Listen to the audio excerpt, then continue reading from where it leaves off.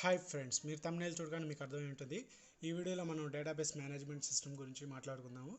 అయితే మన సబ్స్క్రైబర్స్లో కొంతమందికి ఒక డౌట్ అనేది ఉంది. మీరు ఎప్పుడు అకౌంట్ సంబంధించిన వీడియోస్ పెడుతూ ఉంటారు, అయితే మీరు మిగతా సబ్జెక్టులు చెప్పరా అని డౌట్ ఉంది. నేను అన్ని సబ్జెక్టులు చెప్తాను బ్రో, మీరు రిక్వెస్ట్ చేయండి. అంటే మీకు ఏ సబ్జెక్ట్ కావాలో నాకు తెలియదు కదా, అన్ని సబ్జెక్టులు వరుసగా చెప్పుకోవాలంటే ఎక్కువ మంది మెజారిటీ ఆఫ్ పీపుల్స్ అంటే మన ఛానల్లో ఉండేవాళ్ళు అకౌంట్స్ని ఎక్కువ అడుగుతూ ఉంటారు కాబట్టి నేను అకౌంట్స్ అనేది చేస్తూ ఉంటాను. మీరు మీకు కావాల్సిన సబ్జెక్ట్ని ఈ సబ్జెక్ట్ కావాలి అని కామెంట్ చేసినా కానివ్వండి, లేకపోతే వాట్సాప్ నెంబర్కి కానీ మెసేజ్ చేసినట్లయితే నేను వీడియో మీద వీడియో చేయడానికి ట్రై చేస్తాను.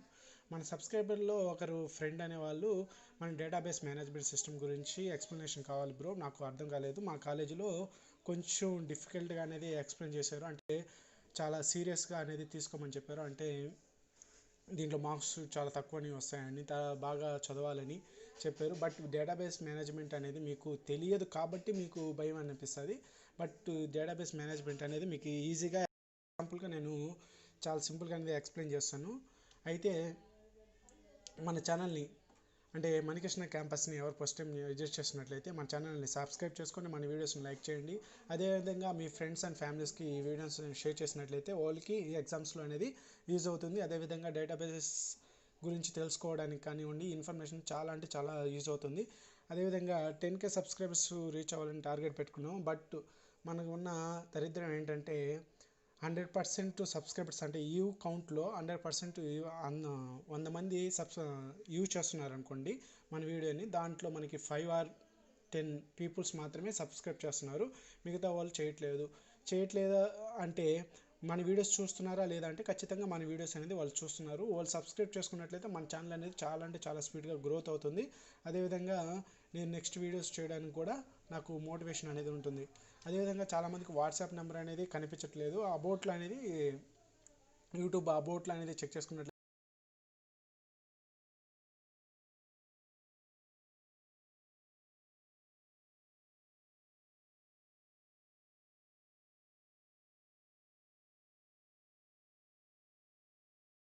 What is the database management system. Database management system అనేది ఏంటబ్బా అని ఒక మేధావి అనుకోండి, మనలాంటి మేధావి ఇక్కడ బేసిక్ నేను చెప్తాను చూడండి. అంటే ఏంటి డేటాబేస్ అంటే ఒక ట్యాంక్ అనుకోండి, తర్వాత వచ్చి ఇక్కడ రిసీవ్ ఇక్కడ నింపుతుంది అంతే, ఇక్కడ ఏం లేదు. ఈ డేటాబేస్ని ఎవరు ఫస్ట్ డిజైన్ చేశారంటే చార్లెస్ బెంచ్మ్యాన్ అనేవాడు 1960లో చేశారు. తర్వాత IBM అనేది 1917లో తీసేసుకుని దాన్ని డెవలప్ చేసేసుకుంది. అంటే ఇది ఓపెన్గా ఉంటుంది కాబట్టి ఏ సాఫ్ట్వేర్ అయినా కానివ్వండి, ఏ ప్రోగ్రామింగ్ లాంగ్వేజ్ అయినా కానివ్వండి ఓపెన్ సోర్స్గా ఉంటుంది. దీన్ని ఎవరైనా డెవలప్ చేయవచ్చు, ఎవరైనా యూజ్ చేసుకోవచ్చు. దాని ద్వారా దీన్ని స్టెప్ బై స్టెప్ అనేది ఇంప్రూవ్ చేసుకుంటూ వచ్చారు. దాన్ని డేటాబేస్ అంటారు. డేటాబేస్లో మామూలుగా ఇన్ఫర్మేషన్ అండ్ డేటా అనేది టేబుల్స్ ఫార్మేట్లో అనేది స్టోర్ అవడం జరుగుతుంది. ఈ పాయింట్ మీరు బుర్రలో పెట్టుకోండి, అంటే గుర్తుంచుకోండి. అంటే డేటాబేస్లో మన డేటా అనేది ఒక టేబుల్ ఫార్మేట్లో అనేది స్టోర్ అవుతుంది, అది ఒకటి గుర్తుపెట్టుకోండి. నెక్స్ట్ మీకు డేటాబేస్ మేనేజ్మెంట్ గురించి తెలియాలంటే మనం అడగడం తెలియాలి, మనకు వచ్చే సమాధానం తెలియాలి. Request and respond on user and company. ఇప్పుడు ఒక కంపెనీ ఎగ్జాంపుల్గా చెప్తాను, మీరు ఇదే అని ఫిక్స్ అవ్వద్దు, నేను ఎగ్జాంపుల్గా చెప్తున్నాను మీకు అర్థం అవ్వాలని. ఇక్కడ ఒక అమెజాన్ కంపెనీ ఉందనుకుందాము. అమెజాన్ కంపెనీ వాళ్ళ యొక్క ప్రోడక్ట్స్ అన్నిటినీ అమ్మాలనుకుంది. దానికోసం ఆన్లైన్ ద్వారా వివిధ ప్రాంతాల ద్వారా వాళ్ళని గ్యాదర్ చేసుకోవాలి. దానికోసం ఒక వెబ్ సర్వర్ని రెడీ చేసుకుంటుంది. వెబ్ సర్వర్లో ఏమేమి ఉంటాయంటే HTML and CSS and JavaScript and Python స్క్రిప్ట్స్లో ఇవి ఇంటర్ఫేస్లో అవి చాలా ఉంటాయి లోపల. ఇవి ఎందుకు యూజ్ చేస్తాయంటే ఒక వెబ్సైట్ని డిజైన్ చేయడానికి, వెబ్సైట్ని వర్క్ అవ్వడానికి ఇవన్నీ యూజ్ అవుతాయి. ఒక వెబ్సైట్కి డిజైన్ చేయడానికి HTML కావాలి. అదేవిధంగా దాన్ని అట్రాక్టివ్గా అంటే ఎవరైనా చూసినప్పుడు దాన్ని అబ్బా సూపర్ ఉంది, అబ్బా ఈ ప్రోడక్ట్ని ఇలా డిస్ప్లే చేస్తాం అంటే ఒక కర్సర్ తీసుకెళ్ళేసి ఒక ఐటెం మీద పెట్టినప్పుడు దాంట్లో ఉన్న ఇన్ఫర్మేషన్ అంతా మనకు షో చేయడం, అలాంటివి చేయడానికి CSSది యూజ్ చేస్తారు. స్క్రిప్ట్స్ వచ్చేటప్పటికి డేటాబేస్కి ఎక్కువ ప్రెజర్ పడకుండా, అంటే ఎక్కువసార్లు కాల్ చేయకుండా చిన్న అంటే ఒక రిపీటెడ్గా అది ఒక చిన్న లాజిక్ లాగా ఫినిష్ చేస్తుంది, అంటే చిన్న లాజిక్ ద్వారా చేసేస్తుంది. ఈ స్క్రిప్ట్లు అనేవి పని తగ్గించడానికి యూజ్ చేస్తారు, అది గుర్తుపెట్టుకోండి. ఇప్పుడు వచ్చేటప్పటికి ఒక కస్టమర్ అనేవాడు రిక్వెస్ట్ చేస్తాడు, ఎక్కడి నుంచి, వెబ్సైట్ నుంచి. ఎవరు వెబ్సైటు? అమెజాన్ వెబ్సైట్ నుంచి రిక్వెస్ట్ చేసినట్లయితే లోపల దానికి సంబంధించిన డీటెయిల్స్ని చెక్ చేసుకొని దాన్ని రెస్పాండ్ చేస్తుంది. ఆ రెస్పాండ్ చేసిన తర్వాత మనకి డిస్ప్లే అవ్వడం జరుగుతుంది. ఇప్పుడు ఎగ్జాంపుల్గా ఒక మొబైల్ చూసాము, దాన్ని క్లిక్ చేసి బై అని కొట్టినట్లయితే మనకి సర్వర్లోకి వెళ్ళేసి దాని ప్రైస్ కానివ్వండి, అవన్నీ పేమెంట్ లింక్స్ కానివ్వండి అన్నీ జాయింట్ అయ్యి మనకి రిప్రజెంట్ అవుతాయి. అక్కడ మన కార్డ్ నెంబర్స్ ఇచ్చేసి ఎలా సేల్ చేస్తాం అది. ఇప్పుడు మీకు అర్థమవుతుందా? Request and response. నెక్స్ట్ వచ్చేటప్పటికి అసలు ఎలా డేటాబేస్, మనం మాట్లాడాల్సింది డేటాబేస్, రిసీవ్ అండ్ రెస్పాన్స్ గురించి కాదు. ఇప్పుడు అదంతా ఒక పైన జరిగే షో, మనకి తెలిసే షో.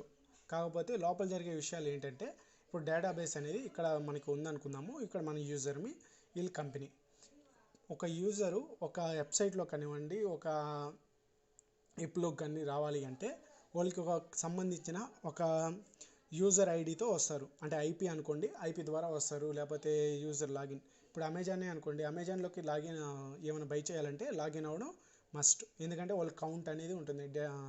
కస్టమర్ డేటాబేస్ని వాళ్ళు మెయింటైన్ చేసుకోవాలి. అంటే ఎవరెవరు కొన్నారు, ఎన్నెన్ని కొన్నారు అన్ని డేటాబేస్ని మెయింటైన్ చేసుకోవాలంటే.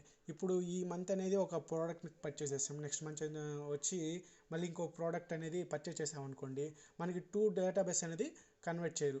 ఇలాగా పాస్వర్డ్ అండ్ లాగిన్ ప్రాసెస్ పెట్టినట్లయితే మన డేటాబేస్ అనేది అక్కడ ఉంటుంది. ఆటోమేటిక్గా అక్కడ మనకి ఒక స్టోరేజ్ అనేది మన ఈమెయిల్ కానివ్వండి, మన నెంబర్ మీద కానివ్వండి, మన నేమ్ మీద ఒక స్టోరేజ్ అని ఉంటుంది. ఆటోమేటిక్గా అక్కడ లిస్ట్ అవుతూ ఉంటాయి. అంటే ప్రీవియస్గా ఏమేమి పర్చేస్ చేశారు, ఏంటి, ఈ యూజరు పాత యూజరే అంటే ఎగ్జిస్టింగ్ యూజరే, న్యూ యూజర్ కాదు అని తెలుసుకోవడానికి కూడా ఈ డేటాబేస్లో యూజ్ అవుతాయి. అదేవిధంగా యూజర్ డేటాకి చాలా అంటే చాలా సెక్యూరిటీ ఉంటుంది. 99% బాగా సెక్యూరిటీ ఉంది. 1% ఎక్కడో లూప్ హోల్ ఉన్నట్లయితే మనం చెప్పలేము. అయినా కానీ యూజర్ డేటాకి ఖచ్చితంగా అనేది ఉంటుంది. సారీ, ఇప్పుడు ఎక్స్ప్లెయిన్ చేస్తాను. ఇప్పుడు మీరు ఎలా రిక్వెస్ట్ పెట్టాలో తెలిసింది, ఎలా రెస్పాండ్ పొందాలో తెలిసింది. లోపల మీకు చెప్పాను కదా ఏంటి, ఇక్కడ లాగిన్ ఉంటుంది, తర్వాత యూజర్ డేటా అనేది ఉంటుంది. అది ఎలా అంటే ఇప్పుడు మనం ఒక ప్లేస్లో ఉంచి అమెజాన్ సర్వర్ ఎక్కడో ఉంది, దానికి ఎలా పంపిస్తున్నాం ఏంటి అని చూద్దాము. ఇక్కడ మనం పంపించే రిక్వెస్ట్ అనేది గ్లోబల్ ట్రాఫిక్ మేనేజర్కి వెళ్తుంది. అక్కడి నుంచి లోకల్ అంటే అక్కడ లోకల్ ఏమున్నా, మనకి లోకల్ ఏమున్నా మనం దీన్ని రిటర్న్ కూడా వేసుకోవచ్చు. మనకి ఇక్కడ వచ్చేటప్పటికి మనకి లోకల్ ట్రాఫిక్ నుంచి గ్లోబల్ ట్రాఫిక్లోకి వెళ్తుంది. అక్కడ నుంచి లోకల్ ట్రాఫిక్ ఓ కంపెనీ యొక్క లోకల్ ట్రాఫిక్ మేనేజర్లోకి వెళ్ళేసి అక్కడ వెబ్ సర్వర్స్ అంటే యాప్ మన యూజ్ చేసే కంపెనీ యొక్క సర్వర్స్లోకి ఎంటర్ అవుతుంది. ఒక్కొక్క సర్వర్ అనేది ఒకే సర్వర్ని పార్ట్స్గా డివైడ్ చేసుకుంటారు. ఇప్పుడు మీరు కంప్యూటర్స్ యూజ్ చేస్తున్నట్లయితే 1 TB మెమొరీని పార్ట్స్గా డివైడ్ చేసుకుంటారు. అంటే 200 MB దీనికోసం 200 MB 200 MB అలాగా డివైడ్ చేసుకొని 5గా యూజ్ చేసుకుంటారు. అలాగే ఒక్కొక్క మెమొరీ లొకేషన్స్ని క్రియేట్ చేసుకుంటారు. డేటాబేస్ అంటే ఏమీ లేదు, స్టోర్ చేసుకోవడము. ఇక్కడ స్టోర్ చేసుకుంటాయి. తర్వాత వచ్చేటప్పటికి ఇది సర్వర్. ఇక్కడ వచ్చిన దాన్ని వెబ్ సర్వర్లో చెక్ చేసుకుంటా, అంటే ఆర్డర్కి సంబంధించినవా, లేకపోతే ఇన్ఫర్మేషన్ ఎవరైనా చూస్తున్నారా, లేకపోతే డెలివరీ ఇవ్వాల్సినవా. ఇప్పుడు మన ప్రోడక్ట్ చూస్తున్నాము, మన ఆర్డర్ మనం ప్లేస్ చేయాలనుకోండి, ఈ సర్వర్లోకి వచ్చేస్తుంది. ఈ సర్వర్లో నుంచి మళ్ళీ మనకి డేటాబేస్లోకి వచ్చేసి ఇక్కడ స్టోర్ అవుతుంది. అంటే ఇక్కడ రైట్ అండ్ రీడ్ ఇక్కడ మెన్షన్ అవుతుంది. అంటే ఇక్కడ మనకి సర్వర్లో డేటా అనేది ఎంటర్ అవ్వడం జరుగుతుంది. తర్వాత వచ్చేటప్పటికి ఇది దేని ద్వారా యూజ్ అవుతుందంటే MySQL డేటాబేస్ సర్వర్ ద్వారా ఇక్కడ స్టోర్ అవడం జరుగుతుంది. దీన్ని వీవర్ అంటే రీడ్ చేయాలంటే, వీవర్ అనేవాడు యూజ్ చేయాలంటే రీడ్ ఓన్లీ డేటాబేస్ క్వైరీ అంటే ఏం లేదు, ఇది చూపిస్తుంది. అంటే మనకి డేటాని డిస్ప్లే చేయడానికి ఇది యూజ్ అవుతుంది. ఇది రిటర్న్ అయిపోయి మనకి స్క్రీన్ మీద అనేది డేటా చూపిస్తుంది. ఇప్పుడు మీకు అర్థమైంది అనుకుంటున్నాను. ఏం లేదు, గ్లోబల్ నుంచి ఇక్కడికి వచ్చింది, ఇక్కడ నుంచి సర్వర్లోకి వచ్చింది. అంటే సంబంధించిన సర్వర్లోకి లోకల్ డిస్క్లోకి వాళ్ళు చేసేసుకున్నారు, స్టోరేజ్ చేసుకున్నారు. తర్వాత వచ్చేప్పటికి ఎస్క్యూఎల్ ద్వారా వాళ్ళు సర్వర్లో కూడా ఆన్లైన్ సర్వర్లో కూడా దీన్ని నోట్ చేసుకొని తర్వాత ఎస్క్యూఎల్ సర్వర్లో క్వైరీ ఉంటుంది. అంటే రీడ్ చేయడానికి ఓన్లీ ఆ ఇన్ఫర్మేషన్ చూడడానికి దీన్ని యూజ్ చేసుకుంటారు. అలాగే ఇక్కడ డేటాబేస్ అంటే ఇది ప్రైమరీ డేటా అనుకోండి, ఇది వచ్చేసి బ్యాకప్ అనుకోండి. ఇలాగే సేమ్ ప్రొసెసర్ అని జరుగుతుంటుంది. ఎప్పుడైనా ఈ ప్రైమరీ డేటా సెంటర్లో మనం ఏమైనా రిపేర్స్ కానివ్వండి, ఏమైనా డ్యామేజ్ వచ్చినా వెంటనే దీన్ని యాక్టివేట్ చేయడం జరుగుతుంది. అందుకని ఇది సెకండరీ, దీన్ని యూజ్ చేస్తూ ఉంటారు. ఈ రెండింటి మీద ఏమైనా చేంజెస్ వచ్చినా కానివ్వండి, ఈ డయాగ్రామ్లో ఎలా చూపిస్తున్నారో అలాగే చేంజ్ చేస్తూ ఉంటారు. మీకు అర్థమవుతుంది అనుకుంటున్నాను. అదేవిధంగా ఒక కంపెనీ, అంటే ఇప్పుడు అమెజాన్ గురించి చెప్పుకుంటున్నాం కదా, అమెజాన్ గురించి చూద్దాము. ఇక్కడ డేటాబేస్ అనేది ఉంది. ఇప్పుడు మనం లాస్ట్ 3 monthsలో చాలా పర్చేస్ చేసాము. మన డేటాబేస్ అనేది అక్కడ ఉంది. వీళ్ళు ఫ్రీ డిఫైన్డ్గా ఇన్వాయిస్ డేటా కానివ్వండి, ఇన్వెంటరీ డేటా కానివ్వండి, వీళ్ళు కస్టమర్ డేటా కానివ్వండి, వీళ్ళు డేటాబేస్లో ఉన్నాయి. వీళ్ళు ఏం చేస్తారంటే, ఇక్కడ ఈ పేరు ఎక్స్ప్లెయిన్ చేయలేను, ఇక్కడ ప్రాసెస్లోకి ఎంటర్ అయిపోతాము. ఇప్పుడు నేను ఇక్కడ చూపించాను కదా, ఈ డేటా ఎస్క్యూఎల్ డేటా సర్వర్లోకి ఎంటర్ అయినప్పుడు మనకి ఇక్కడ ప్రాసెస్ అని జరుగుద్ది. ఇక్కడికి ఎంటర్ అయిన తర్వాత ఇక్కడ చెక్ చేసుకుంటుంది మన కొన్న ఇన్వాయిస్ కానివ్వండి, ప్రోడక్ట్ వాళ్ళు ఫ్రీ డిఫైన్డ్గా రాసుంటారు. మనకి అక్కడ యాడ్ అయ్యేది ఏం లేదు, మన నేము అండ్ టైము, అదేవిధంగా మన ప్రోడక్ట్ డీటెయిల్స్, మిగతా అన్నీ ఫ్రీ డిఫైన్డ్గా ఒక ఫామ్ రూపంలో ఇక్కడ ప్రిపేర్ చేసుకుంటారు. మనం ఈ డేటాని యూస్ చేసుకుని అది ప్రిపేర్ చేస్తుంది. అది ఎందుకు అబ్బా అనుకున్నట్లయితే, మన అకౌంట్స్ రికార్డ్ సిస్టమ్కి రిపోర్ట్ చేయడానికి. మనం ఇప్పుడు ఏ కంపెనీ అయినా కానివ్వండి, మనం అకౌంట్స్ సంబంధించిన లిస్ట్ రావాలి. అదేవిధంగా పర్చేసింగ్ సంబంధించి, అలాగే ఆర్డరింగ్ ఎంట్రీ సిస్టమ్, ఆర్డరింగ్ ఎలా ఎన్ని జరిగాయి ఏంటి అనేది తెలుసుకోవడానికి ఒక రిపోర్ట్ అనేది రెడీ చేస్తూ ఉంటుంది. ఇది కూడా డేటాబేస్లో ఒక భాగంగా చెప్పుకోవచ్చు. డేటాబేస్ అనేది ఇలా యూజ్ అవుతుంది.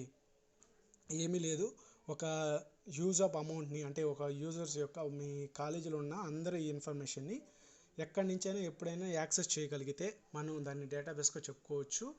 అయితే ఇది ఎలాగైనా ఉండొచ్చు, బై నెట్వర్క్ అయినా ఉండొచ్చు, బై ఇంటర్నెట్ అయినా ఉండొచ్చు. ఇంటర్నెట్కి నెట్వర్క్కి తేడా ఏం లేదు, బట్ వైర్లెస్ వచ్చేప్పటికి ఇంటర్నెట్ అని చెప్పుకోవచ్చు, వైర్ ద్వారా చేసేదాన్ని నెట్వర్క్ అని చెప్పుకోవచ్చు. ఈ వీడియోలో మీకు అర్థమైంది అనుకుంటున్నాను, డేటాబేస్ అంటే ఏంటి, అసలు ఎక్కడ స్టార్ట్ అవుతుంది, ఎక్కడెక్కడ ఎండ్ అవుతుందని. మన యూజర్ డేటాకి అయితే ఎక్కడ ఏమీ డోకా అనేది ఉండదు. ఈ వీడియోలో అంతే. మీకు ఏమైనా డౌట్స్ ఉన్నట్లయితే కామెంట్లో అడగండి. ఈ డేటాబేస్ సిస్టమ్కి సంబంధించిన ఇంపార్టెంట్ క్వశ్చన్స్ కానివ్వండి, లేకపోతే నోట్స్ కానీ కావాలనుకున్నట్లయితే మన ఛానల్లో కామెంట్లు చేసినట్లయితే, లేకపోతే వాట్సాప్ నెంబర్కి మెసేజ్ చేసినట్లయితే నేను నీట్గా ఎక్స్ప్లెయిన్ చేస్తాను, లేదా నోట్స్ అనేది ప్రొవైడ్ చేస్తాను. ఈ వీడియోలో అంతే. జై హింద్.